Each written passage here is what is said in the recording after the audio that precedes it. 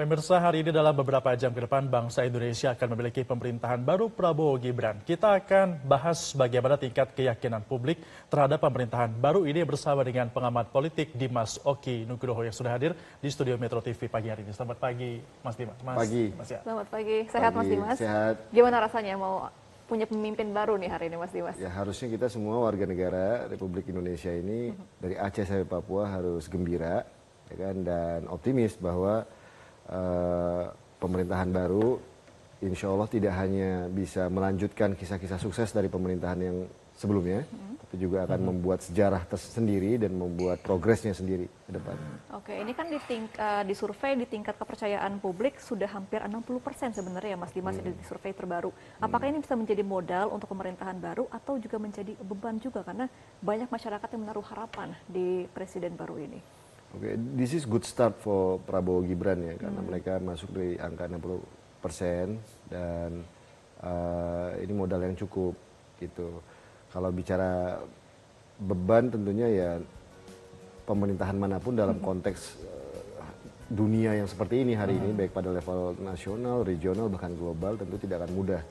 Karena akan banyak beban politik, lalu situasi ekonomi yang memang pastinya akan menjadi tantangan besar bagi setiap pemerintahan ya dalam situasi seperti ini. Dan untuk dukungan sekitar 60% dan ini pun harapan kita akan bisa berangsur untuk naik ya, karena memang harapan pemerintahan baru ini kan Prabowo Gibran ini bisa langsung cepat kerja gitu, membentuk kabinet bahkan sebelum dilantik kan sudah dipanggil, artinya mereka siap untuk diajak berlari kencang setelah pelantikan. Apakah artinya juga transisinya akan lebih smooth karena kita tahu juga mereka akan mengusung keberlanjutan untuk program-program ke depannya? Iya, harusnya begitu, harus bisa berlari lebih cepat gitu ya. Tapi memang mengingat tentunya kita juga tidak bisa mengabaikan public criticism ya kemarin itu ketika jumlah yang cukup besar ya dari orang-orang yang dipanggil ya, jika memang itu dilantik nanti menjadi menteri, wakil menteri dan kepala badan, dan ada kementerian-kementerian baru gitu kan, yang harus dipastikan adalah bagaimana koordinasi, efektivitas ya dari berbagai antara kementerian, lalu kemudian juga antara orang-orang yang baru yang datang di pemerintahan gitu kan, apalagi di dalam kementerian-kementerian baru ini kan yang juga harus ditetapkan segera adalah nomenklatur, anggaran, lalu aturan jangan ada yang sampai tumpang tindih bahkan tabrakan gitu. Dan itu kerja cepatnya harus akseleratif, bukan hanya antar kementerian lembaga, tapi juga antara dengan legislatif, dengan pemerintah daerah dan seterusnya. Nah, beberapa nama-nama menteri ini kan juga ada beberapa nama menteri kabinet Jokowi yang kemarin ya, Mas Dimas. Apakah ini juga menjadi sebuah strategi untuk Prabowo supaya keberlanjutan lebih lancar ke depannya? Itu bisa dilihat dalam dua keping mata uang ya, pro dan kontra sebenarnya di mata publik lagi-lagi. Artinya bahwa menteri-menteri yang datang dari era pemerintahan Jokowi ini kan satu sisi bisa menjadi kekuatan tersendiri bagi Presiden terpilih Prabowo ya, yang sebentar lagi akan dilantik. Nah, ini akan menjadi kekuatan yang signifikan untuk pemerintahannya agar bisa cepat dalam melakukan akselerasi dan koordinasi pemerintahan. Targetnya kan tinggi nih gitu kan, pertumbuhan ekonomi 8%. Tapi kalau kita perhatikan dengan situasi komposisi yang cukup besar ya, jumlah menteri, wakil menteri, lembaga, lalu ada kementerian dan lembaga yang baru gitu kan, itu kan butuh waktu untuk mengakselerasi. Tadi itu saya sampaikan butuh nomenklatur, penyiapan nomenklatur baru, lalu kemudian anggaran, staffing ya, dan seterusnya. Ini kan juga ya itu 2-3 bulan, ini butuh kerja cepat memang. Tapi di saat yang sama dari sisi perspektif publik, tentu sisi kontranya atau sisi kritisismnya adalah bagaimana kemudian nama-nama lama itu semoga bukan nama-nama yang sudah dipredikat ya tidak begitu berprestasi di era pemerintahan sebelumnya gitu. Artinya ini kan tantangan juga bagi Presiden terpilih Prabowo memastikan bahwa orang-orang lama yang duduk di atau yang dipanggil kembali ya, menteri-menteri lama yang dipanggil kembali di pemerintahan baru, pemerintahan Prabowo ini adalah menteri-menteri yang betul-betul berkinerja baik, ya, berkapasitas, kompeten dan berintegritas, tentunya begitu ya.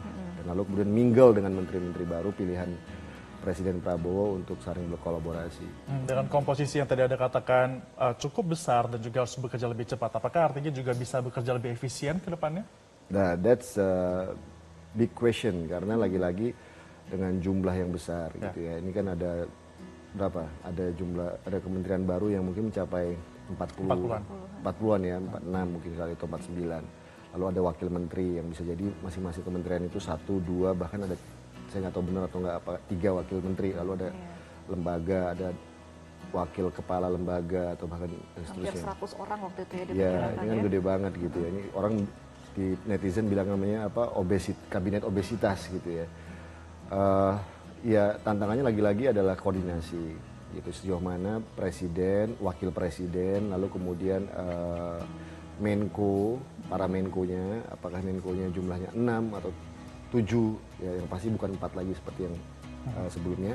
Ini mampu memastikan bahwa seluruh menteri-menteri yang di bawahnya dan wakil menteri yang banyak ini bisa bekerja secara baik gitu. Nah, menjadi pertanyaan adalah jika di pemerintahan Presiden Joko Widodo selama 2 periode ya, katakanlah sejak 2014 terus kemudian 2019 lalu 2019 2024, maka kita mungkin mengingat fenomena bahwa di dalam kompleksitas pemerintahan atau dinamika pemerintahan yang terjadi di era pemerintahan Jokowi waktu itu, maka ada sosok-sosok yang kemudian itu menjadi apa ya, menjadi troubleshooter gitu, menjadi orang-orang jadi yang mampu melakukan semacam pada level medium itu orkestrasi terkait dengan menteri-menteri yang ada. Kita misalnya ingat tuh sosok Pak Luhut misalnya, sosok Luhut Panjaitan.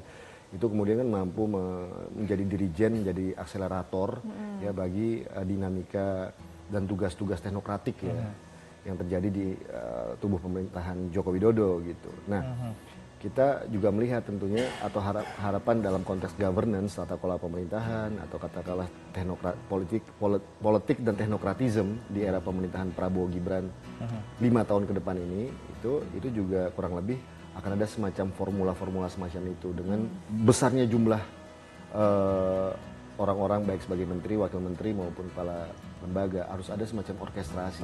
Di mana ini ada division of labor, Presiden Prabowo melakukan apa, lalu kemudian wakil Presiden Gibran melakukan apa, lalu kemudian ada yang kemudian menjalankan tugas-tugas yang sifatnya domestik, yang sifatnya teknokratik ya.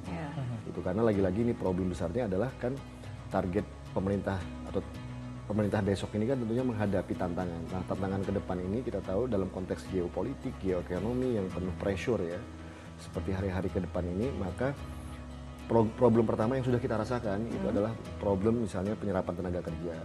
Ya, ini kan data Kementerian Tenaga Kerja kemarin itu sejak Januari bahkan sampai September kemarin, ya data dikeluarkan itu kan kurang lebih 50.000 lebih ini yang di PHK. Lalu kemudian lagi-lagi data Menteri Tenaga Kerja kemarin disampaikan ada sekitar 9,9 juta Gen Z ya kan yang tidak sekolah dan tidak bekerja. Ini juga tantangan besar. Lalu kemudian persoalan kemiskinan. Di sini juga ada penurunan jumlah kelas menengah. Ya. Dan ini sangat signifikan. Lalu kemudian persoalan ekonomi gitu. Ada sumber daya manusia juga yang memang harus diperkuat ya. Kalau memang arahnya pemerintahan ke depan ingin mendorong SDM unggul dan seterusnya. Oke, tapi kan sejauh ini memang belum ada yang mendeklarasikan dari parpol untuk menjadi oposisi juga ya. Mas Dimas, apakah ini juga akan menjadi tantangan tersendiri karena semuanya akan searah sama pemerintah gitu. Tapi kita akan tahan dulu ya Mas Dimas karena kita akan kembali setelah jeda. Tetap bersama kami dalam Metro Pagi Prime Time, pemirsa. Kita akan lanjutkan perbincangan kita bersama dengan pengamat politik Dimas Eki Nugroho jelang pelantikan Prabowo Subianto dan juga Gibran Rakabuming Raka. Mas, tadi kita sudah lihat di segmen sebelumnya ada informasi dari rekan kami terkait dengan persiapan Gibran. Nah, kalau kita bicara Gibran, nanti peran dia sebagai wakil presiden akan seperti apa menurut Anda? Iya, ini wakil presiden terpilih Gibran Rakabuming Raka. Ini kan sosok yang unik ya, dan kemudian sempat menjadi perbincangan, kontroversi dan seterusnya. Tapi satu hal yang menurut saya dari yang kita lihat dari sosok wakil presiden terpilih ya, Wapres Gibran ini adalah sosok anak muda yang cukup tangguh ya dalam usia muda, lalu kemudian dia berani memutuskan terjun dalam politik yang pada level tinggi, ya, apapun itu alasannya. Dan kemudian memenangkan pertarungan Pilpres 2024 bersama Presiden terpilih Prabowo Subianto. Ini kan satu sisi ini pasangan yang saling melengkapi. Satu yang memang usianya sudah cukup senior ya, yang satu anak muda. Dan anak muda ini kan sesungguhnya sosok seperti Gibran ini sejatinya mewakili segmentasi jumlah anak muda yang cukup besar dalam populasi hari ini gitu. Ya. Jadi tentunya diharapkan dengan munculnya atau dengan hadirnya Wakil Presiden terpilih Gibran Rakabuming Raka itu kurang lebih bisa merepresentasikan anak-anak muda Indonesia ya, dari Aceh sampai Papua, anak-anak bangsa yang mana hari ini harapannya menjadi penggerak sosial ekonomi dan memperkuat partisipasi politik yang menjadi lebih sehat dan menjadi lebih demokratis gitu. Nah,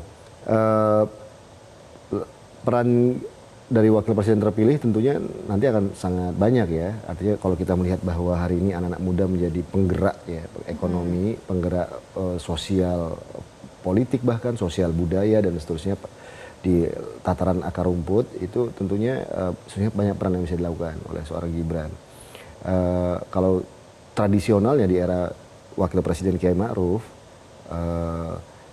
yang terakhir ini, maka peran-peran seperti untuk mengatasi persoalan-persoalan kemiskinan itu kan memang tugas Wakil Presiden ya biasanya secara tradisional. Yang kedua, saat di era Wakil Presiden Ma'ruf juga antara lain misalnya menangani persoalan bagaimana konkretisasi dan pengelolaan sertifikasi halal ya, itu kan juga menjadi ekonomi halal ini menjadi andalan Indonesia ya ke depan. Lalu kemudian apalagi hal-hal yang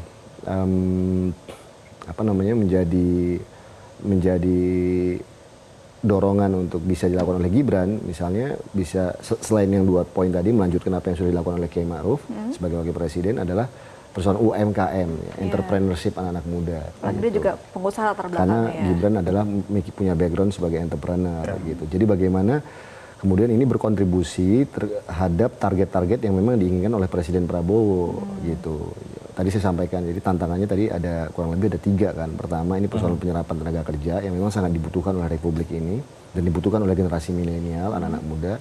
Yang kedua ini persoalan kemiskinan gitu kan. Lalu yang ketiga mendorong ekonomi kita menjadi lebih stabil bahkan lebih maju, target untuk tadi itu lebih dari 7% pertumbuhan ekonomi gitu. Oke, nah bekerja sama ini kan butuh komunikasi yang baik ya, Mas Dimas. Apalagi dengan insiden terbaru Gibran dengan akun anonimus Fufafa dan lain-lain, apakah komunikasi ini akan tetap berjalan solid ke depannya? Apa akan menjadi hambatan nggak kira-kira kasus-kasus baru-baru ini? Kalau di internal menurut saya antara Prabowo dengan Gibran misalnya, maka itu tentunya tidak menjadi problem ya, atau bahkan di internal pemerintahan secara lebih luas juga tidak, karena tentunya yang dilakukan oleh Prabowo dan Gibran dan seluruh kekuatan politik yang ada dalam pemerintahan ya itu pastinya hendak membangun sebuah harmonisasi dan lebih berorientasi ke depan gitu kan. Apa yang dilakukan oleh atau yang mungkin terjadi dalam isu Fufafa dan semuanya yang terkait yang diduga itu ada kaitannya dengan sosok seperti Gibran ini kan sudah terhitung menjadi masa lalu, ini residu politik masa lalu dan setiap orang pasti juga punya catatan seperti itu. Artinya yang mau dilihat adalah bagaimana membangun harmonisasi kerja, lalu kemudian bagaimana menjalankan koordinasi dan pelaksanaan dari kerja-kerja di pemerintahan nantinya. Tapi yang bawel ini pasti tetap lagi-lagi media sosial, gitu, media sosial, netizen ya, dan that's part of democracy, gitu, that's part of the game. Dan saya yakin sosok seperti Prabowo Subianto dan Gibran juga itu pasti juga akan mengelola atau tetap menjaga demokrasi kita juga akan tetap lebih sehat. Tadi yang ditanya sempat oleh Gemma, bagaimana nih kaitannya dengan oposisi atau juga semuanya masuk dalam pemerintahan? Enggak, karena sunatullahnya, ini sunatullahnya itu apa artinya tidak bisa dipungkiri Indonesia itu adalah tidak bisa dilepaskan dari demokrasi gitu. Karena memang bukan fragmentasi lah, tapi polarisasi dari suara-suara alternatif itu cukup besar gitu. Bukan hanya partai politik tapi juga masyarakat sipil, anak muda. Ini anak-anak muda ini luar biasa, dia di media sosial dia punya perspektif sendiri dan dia akan ngobrol gitu. Dan saya pikir ini juga akan menjadi fenomena ya, atau katakanlah menjadi warna politik yang tidak bisa dilepaskan dari pemerintahan nantinya. Karena mereka pasti akan mencoba untuk mengungkit ya masalah-masalah yang terkait dengan misalnya perilaku politik dan gaya hidup para pemimpinnya gitu. Ini dan itu kan tergambar dalam tidak bisa dibantah bahwa ini menjadi drama politik yang terjadi pada akhir-akhir ini ya, bukan hanya Fufafa ya, private jet dan seterusnya. Nah, pasti akan menjadi sebuah bahan gorengan Tapi bagi saya itu membantu pemerintah dan membantu Presiden Prabowo juga untuk mendisiplinkan pemerintahannya agar menjadi lebih baik dan lebih sehat, lebih bersih sesuai dengan aspirasi rakyat. Itu yang diharapkan oleh rakyat ya, Mas Dimas. Dan pemirsa, kita akan lanjutkan diskusi kami bersama dengan Mas Dimas selaku pengamat politik. Mas Dimas, tadi kita dengarkan laporan dari Virginia di VOA bahwa hubungan reaksi Amerika Serikat menanggapi pelantikan Prabowo ini sangat baik ya. Bagaimana dengan hubungan diplomatik ke depan Amerika Serikat antara Prabowo juga? Apakah ini juga bisa menjadi hubungan ekonomi yang lebih luas? Lalu juga dengan geopolitik, apakah Prabowo juga masih akan andil dalam perdamaian Palestina, karena kan sejauh ini memang Jokowi juga sudah menyerukan ya untuk hubungan seperti itu. Nah, akan dilanjutkan nggak komunikasi-komunikasi seperti itu? Ya pasti, karena pertama-tama yang harus dilihat dari Indonesia selama ini itu adalah negara yang lagi-lagi tadi saya sampaikan, negara besar, negara strategis di kawasan. Kita adalah negara keempat terbesar ya, demografinya, populasinya, dan marketnya, pasarnya sangat prospektif, ya, sangat atraktif gitu. Dan lalu yang pertama, yang kedua, kita juga adalah negara bermayoritas Muslim ya, terbesar yang menjalankan demokrasi, yang percaya bahwa demokrasi adalah jalan politik yang harus dilakukan gitu kan. Sehingga kemudian kalau kita lihat dua peran ini juga kita adalah bagian bahkan pemimpin ya, pimpinan, founder dari negara-negara non-blok, negara-negara selatan gitu, dan bagian dari G20 juga yang sekarang kita juga jadi pemain penting di negara-negara Pasifik ya. Seperti kita ketahui bahwa sekarang kan kalau bicara tentang geoekonomi dunia ini ada negara-negara barat ya, negara-negara yang kemudian bergabung dalam OECD atau yang sekarang tadi kita lihat tuh ada spektrum skema baru namanya negara-negara IPEF ya, yang lagi dibangun oleh, dan pemerintah Indonesia juga terlibat aktif di sana dan menjadi pemain utama juga gitu. Lalu kemudian yang kedua ada blok ekonomi yang terdiri dari negara-negara besar juga yang selama ini men-challenge kekuatan utama. Di situ ada Rusia, ada Tiongkok, ya BRICS, ya ada Brazil dan seterusnya. Nah ini kan Indonesia juga punya komunikasi dan relasi yang cukup baik gitu jadi Indonesia ini sebagai penyeimbang ya, dan peran-peran equilibrium yang dilakukan oleh Indonesia itu juga menjadi sangat penting untuk membantu dunia menuju ke arah perdamaian yang lebih baik gitu.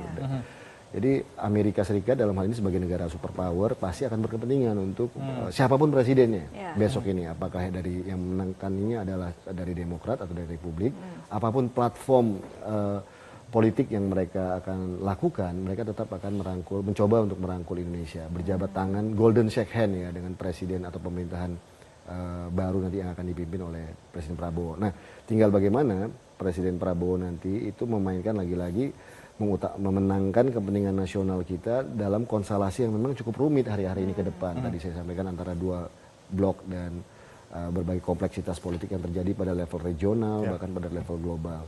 Nah ini saya pikir juga membutuhkan teamwork yang kuat, adanya integrasi antara visi besar Presiden Prabowo, lalu kemudian tim politik luar negerinya, lalu kemudian tim ekonominya gitu kan, dan lalu juga lagi-lagi memastikan bahwa keamanan nasional, ya, keamanan rakyat dan teritori Indonesia ini juga terjamin tanpa lagi-lagi dalam spektrum geopolitik pressure yang tinggi, tanpa misalnya mengorbankan proses demokrasi, partisipasi politik yang sehat dan otentik gitu kan. Nah inilah pentingnya untuk membangun pertama-tama ya kita memahami bahwa ketika Presiden terpilih Prabowo hendak membangun sebuah kekuatan politik yang sifatnya guyup ya, bersatu melalui kabinet yang cukup akomodatif ya, itu kan katanya ya semacam front nasional ya. Jadi Presiden terpilih Prabowo itu ingin memastikan semua kekuatan politik itu bisa bersandingan, bekerja sama ya kan, menghadirkan stabilitas politik gitu. Tapi memang pertanyaannya tadi bagaimana dengan oposisi, bagaimana dengan kritisisme publik gitu. Memang dalam konstitusi kita sebenarnya tidak dikenal kata oposisi, Mbak Gema gitu. Tapi kita bukan bicara oposisi, tapi kita bicara tentang penguatan kelembagaan politik, ya kan. Jadi bagaimana ada check and balance, paling tidak antara eksekutif dan legislatif, dan bagaimana kerja lembaga yang terkait dengan supremasi hukum ini diperkuat. Nah, tapi di antara itu ada peran-peran civil society, itu masyarakat sipil, akademisi, perguruan tinggi, media, ya, aktivis, NGO, mahasiswa, anak muda dan seterusnya. Ini juga cukup berperan nantinya untuk mewarnai bagaimana untuk mengawasi jalannya pemerintahan sehingga pemerintahan itu berjalan sesuai dengan koridor good governance dan tata kelola pemerintahan yang bersih. Ya. Mas Dimas, yang bisa kita cermati dari 2 periode pemerintahan Joko Widodo adalah kerjasama yang dijalin ini cukup banyak dengan Tiongkok. Nah, di era Prabowo nanti apakah ini akan semakin dikuatkan dengan Tiongkok atau mungkin akan membuka peluang dengan negara lain seperti Amerika Serikat misalnya? Begini, jadi situasi Tiongkok itu kan menjadi sebuah kekuatan ekonomi ya. Kemarin-kemarin itu kan menjadi kekuatan ekonomi baru yang prominent dan prospektif ya. Karena memang ekonomi mereka cukup baik, kondisi politik internalnya, domestiknya stabil gitu. Dan Indonesia pada saat-saat itu, katakanlah di era pemerintahan Jokowi, selama 10 tahun era pemerintahan Jokowi, itu memang momentum untuk kita merangkul atau bekerja sama dengan Tiongkok itu adalah kesempatan yang baik sekali. Karena kita punya kebutuhan untuk membangun infrastruktur, ya, lalu kemudian membangun memastikan agar komoditas-komoditas kita itu bisa terserap dalam dalam relasi dagang ya dengan Tiongkok. Nah, memang tentunya di era pemerintahan Prabowo nantinya banyak hal-hal baru yang terjadi, ada semacam political update yang memang harus direview dan dipastikan dipertimbangkan oleh pemerintahan Prabowo gitu. Makanya saya sampaikan tadi adalah bagaimana dalam kompleksitas politik yang begitu intens dan begitu cepat, ini bagaimana tim atau pemerintahan Prabowo nanti berhitung secara cermat, melakukan kalkulasi untuk istilahnya dalam doktrin politik luar negeri kita adalah berkayuh di antara 2 karang. Ya. Yang paling penting itu adalah bagaimana doktrin politik luar negeri ini bisa dilakukan. Jadi bagaimana menjadi penyeimbang tadi saya sampaikan sebagai negara besar di antara blok barat dengan blok timur ini. Itu kita bisa tetap mendapatkan keuntungan yang terbaik ya untuk kepentingan negara, bangsa dan rakyat Indonesia gitu. Jadi tidak tertutup kemungkinan bahwa kerjasama dengan Tiongkok itu tetap ada kerjasama yang masih prospektif asal dipastikan bahwa kemudian kita rakyat tidak rugi gitu. Tidak, ini kan sekarang gini contoh kasus nih hari-hari yang kita pelajari terakhir-terakhir ini adalah bagaimana komunitas-komunitas dagangnya dari Tiongkok kan juga cukup besar membanjiri, ya kan, digital online atau barang-barang UMKM yang sampai kemudian harus dibatasi gitu, dan itu merugikan UMKM kita. Nah, besok ini harus ada kebijakan yang cerdas, ya kan, untuk melindungi UMKM kita satu sisi, tapi sekaligus juga membantu UMKM kita naik kelas sehingga menjadi lebih baik dan membantu target-target atau pencapaian target-target pemerintah terkait dengan pertumbuhan ekonomi dan lapangan kerja. Baik, kita masih akan bahas lagi ya Mas Dimas mengenai apa kira-kira kebijakan yang akan diambil Prabowo untuk memajukan Indonesia menjadi Indonesia emas ke depan. Tapi kita akan kembali setelah jeda. Tetap bersama kami dalam Metro Pagi Prime Time, pemirsa. Kita akan kembali dengan Mas Dimas. Mas, ini sudah akan dilantik dalam beberapa jam, hitungan jam kita akan punya presiden baru. Asa apa yang ingin Anda sampaikan? Ya, tentunya pertama-tama adalah selamat ya kepada Bapak Prabowo Subianto sebagai presiden terpilih yang akan dilantik nanti, dan pada Mas Gibran Rakabuming Raka sebagai wakil presiden terpilih yang nanti akan dilantik menjadi wakil presiden RI untuk insya Allah 2024 ke 2029. Ya, kita harapkan tentunya pemerintahan mereka akan mampu solid ya, dan lalu kemudian bisa bergerak cepat ya untuk bekerja, memastikan bahwa tadi itu agar kesejahteraan masyarakat itu betul-betul terjaga dan keamanan nasional juga menjadi kondusif. Karena memang ini tantangannya luar biasa besar nih, Mas Febrian dan Mbak Gema. Besok ini Indonesia lagi-lagi, bukan hanya Indonesia sebenarnya, tapi juga secara global. Tapi khusus untuk Indonesia, ini kan banyak, tadi saya sampaikan ada problem soal penyerapan tenaga kerja. Ini tantangan banget, karena jumlah anak muda kita yang bonus demografinya gede banget, besar. Angkatan kerja baru besar, tiap tahunnya 2,5 juta.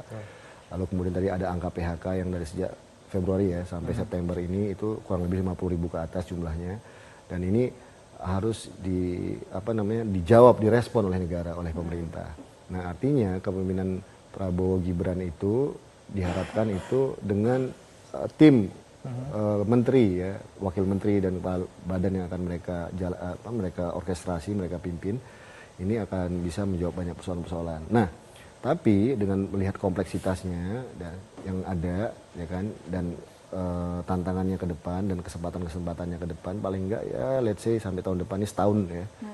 Ini kan harus ada quick win ya. Quick win itu harus ada prioritas apa yang hendak dilakukan, yang pasti, yang kurang lebih akan menjawab persoalan-persoalan publik yang menjadi prioritas di mata masyarakat, di kehidupan masyarakat. Nah, ini menurut saya yang harus dilakukan, dijalankan. gitu. Dan pastinya harus ada, tadi saya sampaikan, dengan jumlah kementerian baru, lalu kemudian jumlah orang-orang baru yang masuk atau menteri-menteri dan wakil menteri yang ada, yang jumlahnya sangat besar ini, maka tadi saya sampaikan harus ada semacam sosok yang kemudian juga dipercaya, tentunya ini Menko-Menkonya sebenarnya, yang dipercaya oleh Prabowo Gibran untuk mengorkestrasi pada level teknokratik dan pada level delivery. Baik. Oke, tentunya kita harapkan pemimpin baru ini bisa membawa Indonesia lebih maju, tapi kita juga sebagai masyarakat harus tetap mengawal ya, supaya demokrasi tetap terjaga ya. Terjaga. Dan sekali lagi juga kita juga harus melihat, nah ini mumpung kesempatan yang harus kita sampaikan bahwa ya tentunya Republik ini juga harus berterima kasih dengan sosok Joko Widodo ya. Ini dari 2014, 2019, 2024 dengan berbagai kontroversinya, pasti namanya pemimpin, namanya manusia, pasti ada plus minus, dan itu pasti publik juga cukup punya bijaksana di sana. Baik. Dan itu artinya kan ini sudah purna sebentar lagi nih. Iya. Jadi Akan Joko purna. Widodo akan Berapa jam purna. lagi nih? Kita akan nantikan bagaimana Kita gebrakan akan presiden nantikan terbaru kita apa seperti peran apa. yang dilakukan dalam mendukung jalannya pemerintahan Baik. ke depan. Bersama mantan-mantan presiden yang lain. Tentunya akan positif ya kita harapkan ya. Terima kasih pengamat politik Mas Dimas Rokinuguru sudah bergabung bersama kami di Metro Pagi Prime Time. Dan Kita pemirsa, nantikan bersama nanti pelantikan jam 10 Ya. waktu Indonesia Barat ya. usai sudah perbincangan kita di Metro Pagi Prime Time untuk edisi kali ini. Pemirsa, mewakili kru yang bertugas, saya Febri Rahmat. Dan saya Gemma Tanya, terima kasih atas perhatian Anda. Selamat pagi dan Sampai jumpa.